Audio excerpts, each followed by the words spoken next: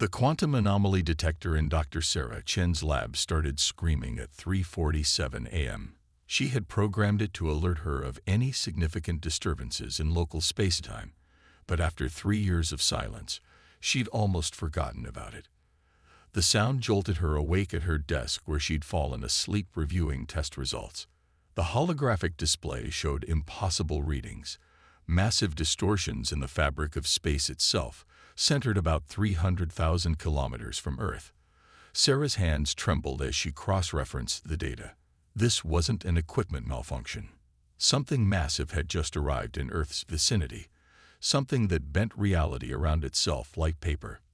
Within minutes, her secure phone lit up. "Dr. Chen, are you seeing this?"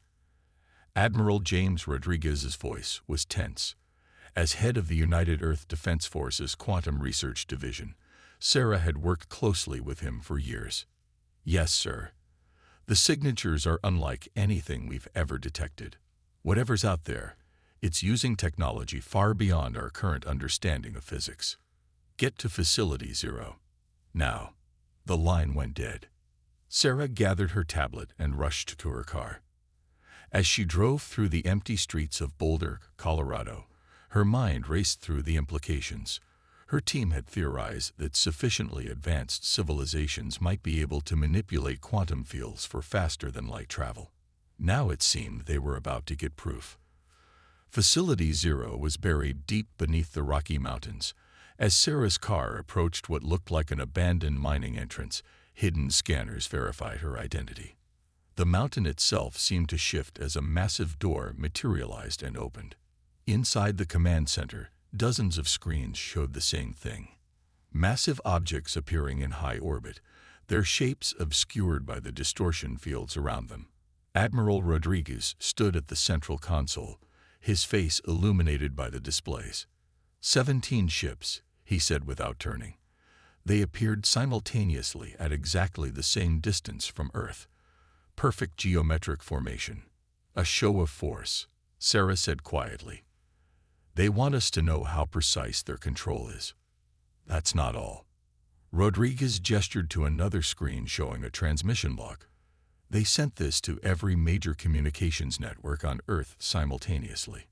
Sarah read the message and felt her blood run cold. To the species designate, human. From the eternal concordat of unified civilizations, your species has been monitored since the discovery of atomic fission. Recent acceleration in quantum research necessitates intervention. Your development path has been deemed unstable. Submit to technological restrictions and cultural guidance, or face immediate sanction. You have 24 Earth hours to comply. They've been watching us, Sarah whispered. All this time. Yes, Rodriguez said grimly. And they don't like what they've seen. Especially your work. Sarah's quantum research had been pushing the boundaries of known physics, exploring ways to not just observe but manipulate the fundamental forces of reality. Her team had recently achieved their first successful test of localized quantum field manipulation, the ability to temporarily alter how space itself behaved within a confined area. "Sir," a young technician called out, "we're detecting energy builds-ups in their ships, some kind of weapons charging. They're not waiting for our answer," Rodriguez said. "They're getting ready in case we say no." He turned to Sarah. "How close is Project Prometheus?" Sarah's breath caught. Project Prometheus was her most ambitious and dangerous endeavor, an attempt to create a defensive system that could protect Earth by actively changing how physics worked within a given volume of space. The theory was sound, but they'd never dared test it at full scale. "It's functional, but sir, we have no idea what will happen if we actually use it. The simulations suggest it could have cascading effects on local spacetime." "Doctor," Rodriguez cut her off. "In 24 hours, an alien federation is going to either enslave humanity or wipe us out. They think they know exactly what we're capable of. They think they can predict and counter anything we might try." A slight smile crossed his face. "Let's show them how wrong they are." Sarah nodded slowly. "I'll need to go to Site Beta. That's where we built the prototype. already arranged. Transports waiting topside, and Dr. Rodriguez's expression was deadly serious. Whatever happens when we activate Prometheus, it has to be better than surrender. As Sarah hurried to the surface, alerts began appearing on screens throughout the facility. The alien ships were launching smaller craft, probably automated weapons platforms. They were creating a web around Earth, preparing to enforce their ultimatum one way or another. In less than a day, humanity would either become a subjugated species, or they would show the cosmos that humans didn't take kindly to threats. Sarah thought about all the generations of scientists who had pushed the boundaries of what was possible, who had looked at the laws of physics not as immutable rules but as challenges to overcome. The transport craft was waiting, a hypersonic vehicle that would get her to Site Beta in under an hour. As she boarded, Sarah sent up a silent prayer that her creation wouldn't tear reality apart when they activated it. But even if it did, maybe that was better than living under the thumb of aliens who thought they could simply show up and demand humanity's submission. The human spirit had never taken well to chains, whether they were physical or philosophical. Soon, very soon, the eternal Concordat would learn that lesson the hard way. Site Beta resembled a massive particle accelerator complex, but buried 2 kilometers beneath the Australian outback. As Sarah's transport landed, she could see the facility's quantum camouflage flickering, a side effect of the enormous power being channeled through the experimental systems. Dr. Marcus Wong, her longtime collaborator, met her at the entrance. His usually immaculate lab coat was wrinkled, dark circles under his eyes suggesting he hadn't slept in days. "The containment field is holding at 97%, he reported as they hurried through security. "But the power requirements are off the charts." "Show me," Sarah demanded as they entered the main control center. The room was a cathedral of advanced technology, with holographic displays showing real-time quantum field measurements floating in the air. The centerpiece was a massive spherical chamber visible through reinforced windows, Project Starbreaker's heart. Inside the sphere, reality itself seemed to shiver and twist. The air appeared to fold in on itself, creating patterns that hurt the human mind to look at directly. This was what had attracted the Concordat's attention, humanity's first steps into manipulating the quantum framework of existence itself. "We've managed to stabilize the field coherence," Marcus explained, pulling up detailed readings. "But Sarah, the energy signature, they'll detect it the moment we power up to full capacity." "Good," Sarah said grimly. "I want them to see it coming." New alerts flashed across the screens. The Concordat ships were moving, tightening their formation around Earth. They had detected the power spike from Site Beta's activation sequence. "Dr. Chen," a voice called out. Sarah turned to see Colonel Diana Wright, the facility's military commander, striding toward them. Admiral Rodriguez sent the authorization codes. "We're greenlit for full activation." Sarah nodded, her fingers flying across the control console. "Begin primary sequence. Quantum field generators to maximum power. Marcus, start the harmonic cascade." The facility's lights dimmed as unprecedented amounts of energy were diverted to Starbreaker's core.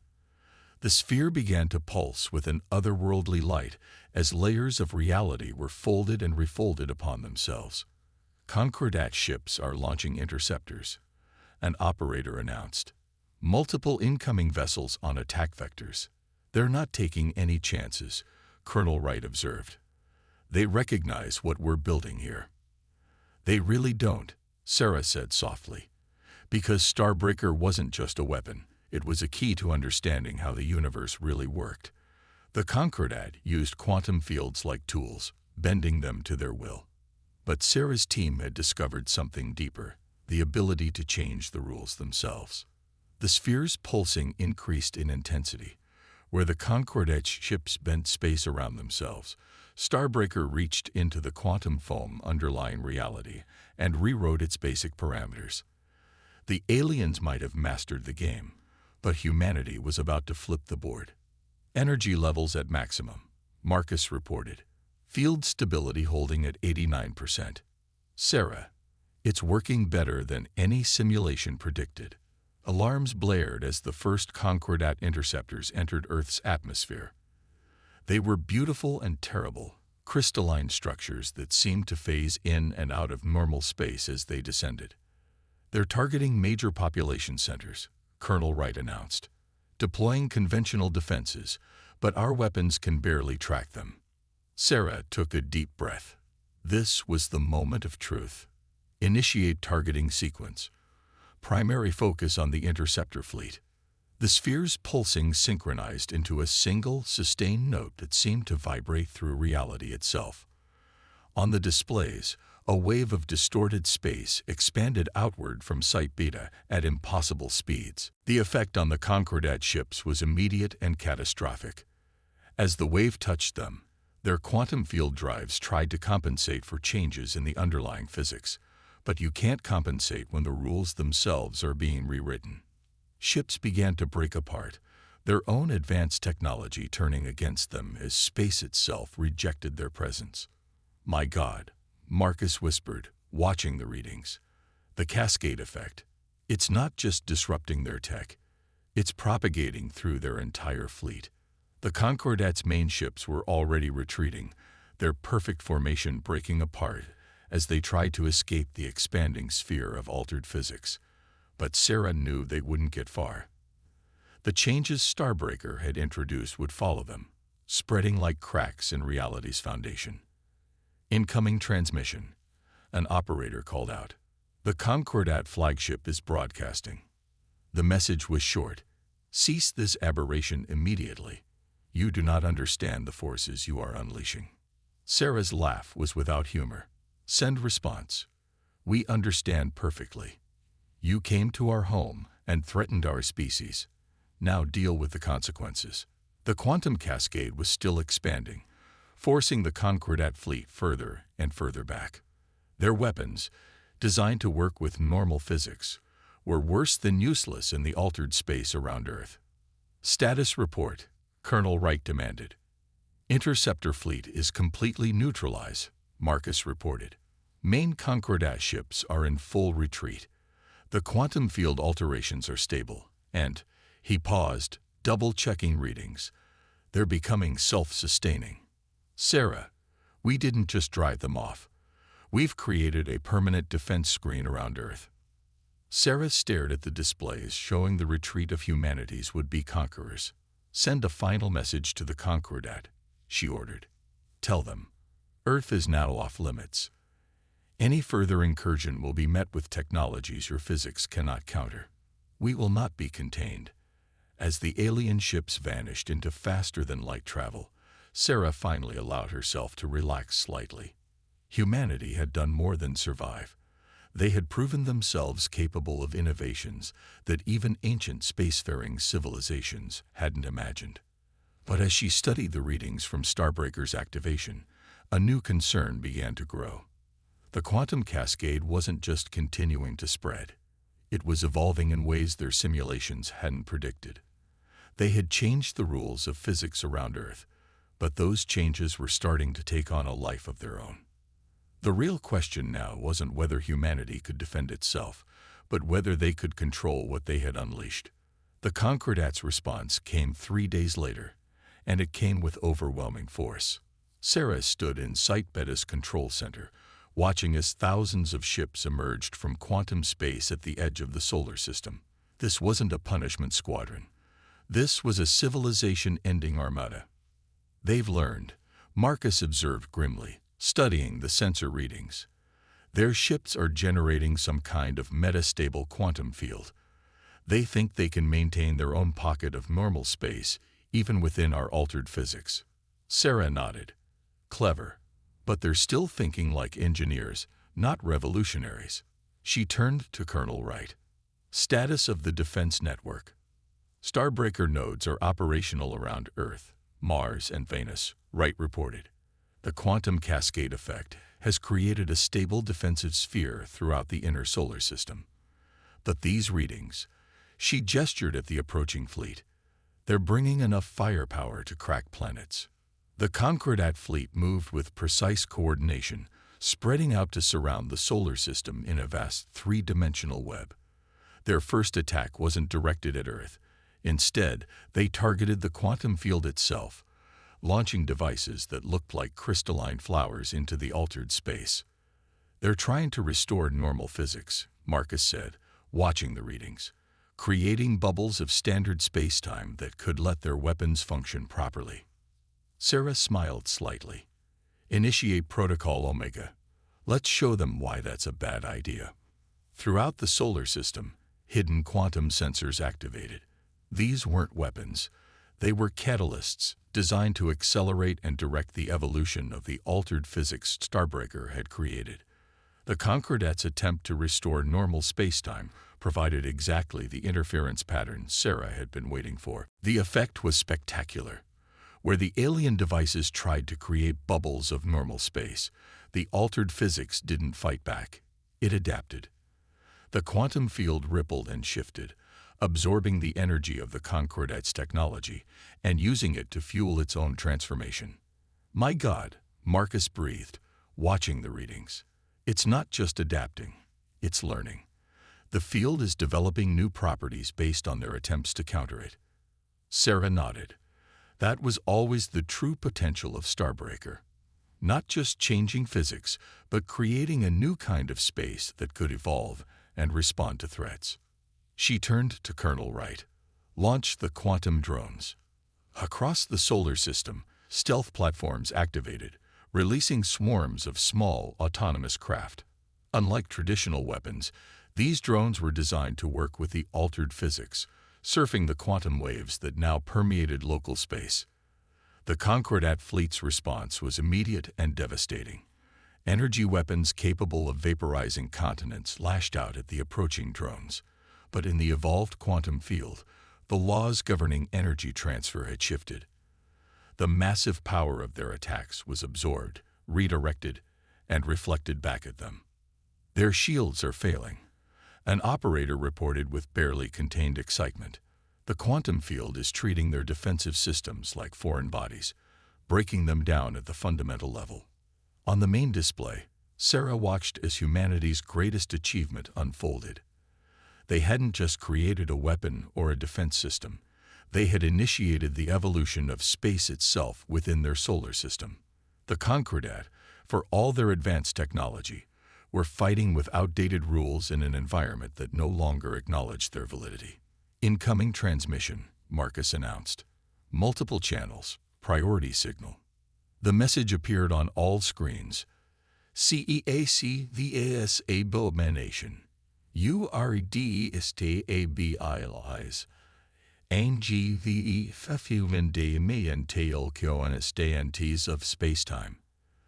The Cascade EFAC2 YLs period beyond your system." Sarah's response was calm but firm. "Then leave. This is our home, and we have remade it in our own image. Your physics no longer apply here." The battle that followed would be studied for centuries to come. The Concordat threw everything they had against Earth's defenses: planet-killing weapons, quantum disruptors, even devices that tried to freeze time itself. But in the evolved space of the solar system, their technology became increasingly unpredictable and ineffective. The quantum drones, meanwhile, moved with impossible grace through the altered physics, targeting the weak points in the Concordat ships that only became visible when normal spacetime broke down around them. One by one, the mighty vessels of humanity's would-be conquerors were either destroyed or forced to retreat. But Sarah's triumph was tempered by growing concern. The readings from the outer system showed that the quantum cascade effect was continuing to spread and evolve in unexpected ways. They had changed the nature of space itself, and those changes were propagating outward faster than light. "Sarah," Marcus called out, his voice tense. "You need to see these calculations, the altered physics. It's not just spreading, it's accelerating. At this rate, it could reach nearby star systems within months." Colonel Wright looked up from her tactical displays. "Is that a problem? The further it spreads, the safer we are from future attacks." Sarah stared at the complex mathematical models showing the progression of their artificial evolution. The problem isn't the spread, it's the complexity. The quantum field isn't just changing space-time anymore. It's creating new properties we never predicted. We may have just initiated a fundamental transformation of how physics works in this part of the galaxy. As the last Concordat ships fled the solar system, humanity had achieved more than just victory. They had started something that couldn't be stopped, a cascade of change that would reshape the very nature of space itself. The question now wasn't whether they would survive, but whether the universe itself was ready for the evolution they had triggered. Sarah stared at the holographic display, showing the spread of altered physics through nearby space, her mind struggling to comprehend the scale of what they had initiated. The quantum cascade had reached Alpha Centauri, transforming the very nature of space-time as it expanded. Behind her, the control room of Site Beta hummed with activity as scientists and military personnel tracked the unprecedented phenomenon. "We're receiving signals from the edge of the effect," Marcus reported, his voice tense. "Other civilizations are detecting the changes. Some are trying to establish communication." The quantum cascade had done more than just change the rules of physics. It had created a new kind of space that allowed for previously impossible forms of interaction. Signals were coming in that traveled through the fabric of reality itself, carrying messages from species that had been watching the conflict with the Concordat. "Put them through," Sarah ordered. The holographic display shifted, showing representations of signals from dozens of different civilizations. Some were afraid, others curious, and a few seemed almost relieved. A crystalline message structure, more complex than anything human technology could have created, formed in the air. "We are the Axiom Collective," it announced in perfectly translated thought patterns. "For 10,000 years, the Concordat has enforced their understanding of physics upon all spacefaring species. You have broken their chains, but do you understand what you have unleashed?" Before Sarah could respond, another signal joined the conversation. This one, a swirling pattern of quantum possibilities. "The humans have done what we long theorized but never dared attempt," the new voice declared. "They have proven that reality itself is mutable, that the laws we thought immutable are merely suggestions." Colonel Wright stepped forward, her military training warring with awe of the communication. "Are you saying others have considered this possibility before?" "Many times," the Axiom Collective responded. "But the Concordat destroyed any civilization that came close to the truth. They believed that stable physics was necessary for cosmic order. They did not understand that evolution is the true constant of the universe." Sarah watched as new data poured in from the expanding edge of the quantum cascade. The altered space wasn't just spreading, it was creating new possibilities. In some regions, light moved in ways that defied traditional physics. In others, gravity had become a programmable force. The universe itself was awakening to new potential. "Dr. Chen," a junior scientist called out, his voice shaking. "The cascade. It's not just changing space. We're seeing signs of temporal evolution. Time itself is starting to exhibit new properties within the affected regions." Marcus rushed to verify the readings. "He's right. The quantum field isn't just rewriting spatial physics. It's creating areas where cause and effect become flexible." "Sarah, we haven't just changed space. We've initiated the evolution of reality itself." The implications were staggering. Humanity hadn't just defended itself. They had accidentally triggered a fundamental transformation of the cosmos. The rigid physics that the Concordat had sought to preserve was being replaced by something far more dynamic and alive. New signals continued to pour in as more civilizations detected the changes. Some were panicked, others exhilarated. The galaxy was dividing into those who embraced the evolution and those who feared it. "We're detecting massive quantum disturbances from Concordat space," an operator announced. "They're trying to establish barriers against the cascade effect." Sarah smiled grimly. "They still don't understand. You can't stop evolution with walls. The universe wants to change. We just gave it the opportunity. The Axiom Collective's signal pulsed with what felt like approval. Your species has initiated what many thought impossible, the next great leap in cosmic evolution. But be warned, such change brings both opportunity and danger. Reality itself is becoming aware of its potential for transformation. As if to emphasize their warning, new readings appeared from within the altered space, regions where the laws of physics had not just changed, but had begun to exhibit signs of self-organization. The quantum field wasn't just evolving. It was developing its own patterns, its own kinds of order. "Look at this," Marcus called out, highlighting a particular region of space. "The altered physics isn't just spreading randomly anymore. It's forming structures, like a neural network written into spacetime itself." Sarah felt a chill run down her spine. They had created Starbreaker to defend Earth, but they had accomplished something far more profound. They had awakened the universe to its own potential for change. The displays showed the continued expansion of the quantum cascade, now reaching across multiple star systems. But it was no longer just a wave of altered physics. It was becoming a new kind of cosmic ecosystem, where reality itself could adapt and evolve. "Send a message to all listening species," Sarah commanded. "Earth welcomes those who are ready to embrace a universe of possibility. We never meant to start this transformation, but we will not apologize for breaking the chains that held reality itself in check." As her words spread through the newly evolved quantum medium, Sarah wondered what kind of cosmos they were creating. They had sought only to defend their home, but they had instead initiated something far greater, the birth of a universe that could rewrite its own rules. The age of static physics was over. The age of cosmic evolution had begun. And humanity, for better or worse, had lit the spark that started it all. 1 year after the activation of Starbreaker, Earth had become the center of a new kind of galactic civilization. Site Beta, once a secret facility, now served as humanity's primary contact point, with species from across the evolved space. Sarah stood at its heart, watching representatives from a dozen alien civilizations examine the latest data from the quantum cascade's expansion. "The transformation has reached over 300 star systems," Marcus reported to the assembled beings.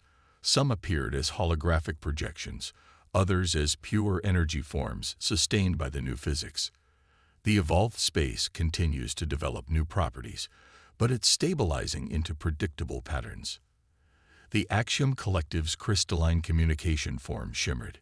"Your species has achieved in 1 year what we believed would take millennia of natural evolution. The universe itself has awakened to its potential for change." Sarah studied the latest readings from deep space probes.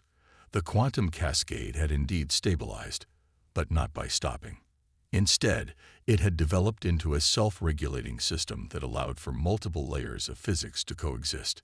In some regions, traditional physics remained dominant.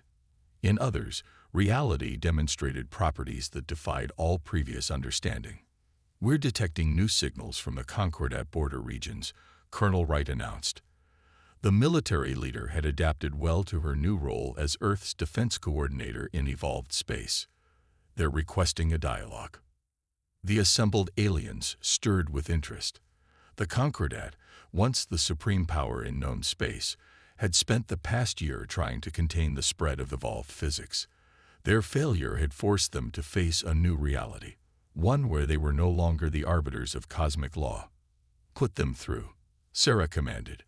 The holographic display shifted, showing a Concordat representative for the first time. Their form was surprisingly organic, a being of flowing silver and crystal that pulsed with internal light.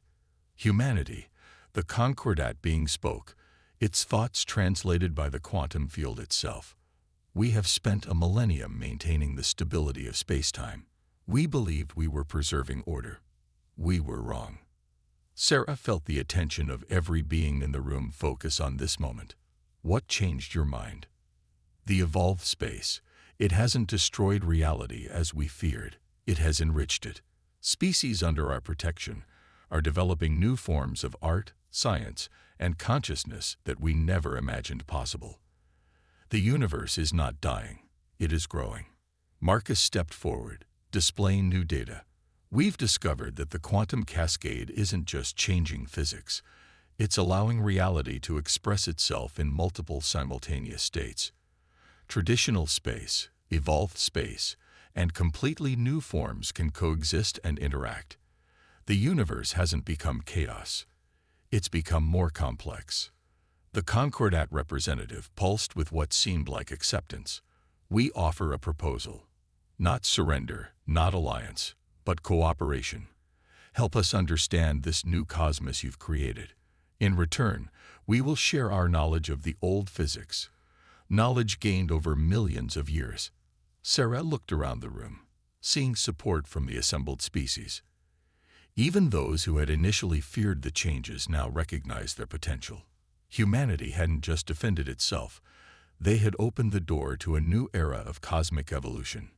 We accept, Sarah said, on one condition. Knowledge flows freely in this new universe. No more hierarchies of physics, no more technological suppression. Every species deserves the chance to explore reality's full potential. The agreement that followed would be remembered as the Dawn Concordat, a new framework for civilization in an evolved cosmos. Earth, once a primitive world threatened with subjugation, became a nexus of innovation where species from across the galaxy came to study the intersection of traditional and evolved physics.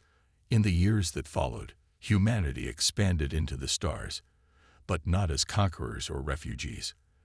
They went as pioneers, exploring regions where reality itself offered new possibilities. The quantum cascade continued to spread, but now it was guided by the combined wisdom of multiple civilizations. Sarah often found herself looking up at the stars, marveling at how much had changed. Humanity had faced extinction and instead triggered a cosmic renaissance. The universe was no longer a place of rigid laws and hierarchical powers. It had become a living laboratory of infinite potential. Dr. Chen, a young researcher, called out, breaking her reverie. We're detecting something new in the evolved space. The quantum fields, they're forming patterns we've never seen before. It's as if the universe itself is trying to communicate, Sarah finished, smiling. This was the true legacy of Project Starbreaker, not just the defense of Earth, but the awakening of reality to its own vast potential. In the control room of Site Beta, now a bustling center of multi-species cooperation, screens showed the continued evolution of space-time across the galaxy. Humanity had broken the chains that bound reality to a single set of laws, and in doing so, they had given the cosmos itself a chance to grow. The universe, it seemed, had been waiting for someone brave enough or desperate enough to prove that even the most fundamental laws could be questioned. Humanity, in their defiant bid for survival, had done more than save themselves. They had freed reality itself to dream of new possibilities. And this, Sarah knew, was just the beginning.